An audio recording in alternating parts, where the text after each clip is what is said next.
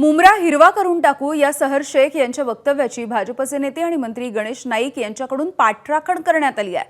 त्यांच्या पक्षाचा झेंड्याचा रंग हिरवा आहे, त्याचा आपण किती भांडवल करायचं असेल ते करू शकतो, आपण देखील भगवामय करून टाकू असं बोलतो। अशा शब्दांमध्ये गणेश नाईक यांनी भाजपच्या नेत्यांना घरचा आहेर दिलेला आहे।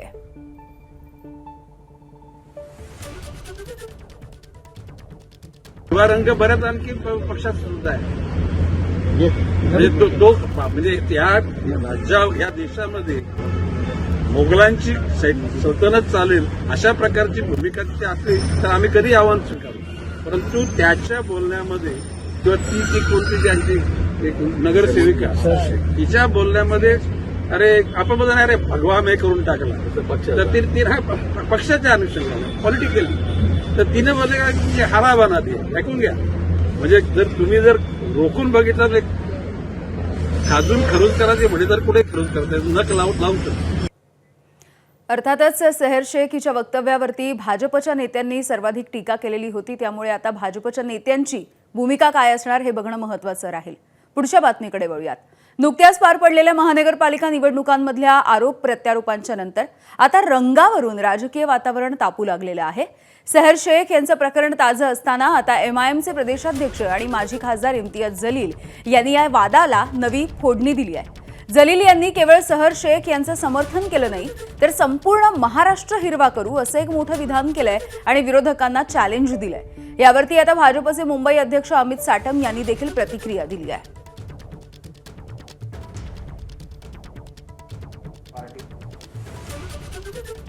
मैं एक मर्तबा आप सुन लीजिएगा, हमारी ये जो बच्ची चुनकर आई है शहर, उसके स्टेटमेंट से हम कतई किनारा नहीं कर रहे हैं, बिल्कुल नहीं कर रहे हैं। हम पूरी तरह से पूरी मजबूती के साथ मजलिस इत्तेहाद और मुस्लिमीन एक बार फिर से कहकर जा रहे हैं कि सिर्फ मुंब्रा की क्या बात कर रहे हैं तुम। आने वाले वक्त के अंदर हम महाराष्ट्र के अंदर हम अच्छा खासा हरे रंग को फैलाएंगे। जलीलला हे माहिती नाही आहे की या छत्रपती शिवाजी महाराजांचा महाराष्ट्र आहे, हा धर्मवीर छत्रपती संभाजी महाराजांचा महाराष्ट्र आहे, हा डॉक्टर बाबासाहेब आंबेडकरांचा महाराष्ट्र आहे आणि या हिंदू हृदय सम्राट शिवसेना प्रमुख बाळासाहेब ठाकरेंचा महाराष्ट्र आहे।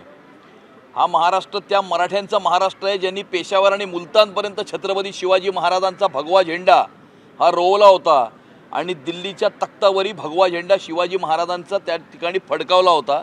हे जलीलला माहिती नाही आहे आणि त्यामुळे जलील सोडा, जलीलने पुढचे 100 जन्म जरी घेतले ना तरी तो या महाराष्ट्रातून आणि या हिंदुस्थानातून भगव्याला अजिबात हात सुद्धा लावू शकणार नाही। एबीपी माझा, उघडा डोळे बघा नीट।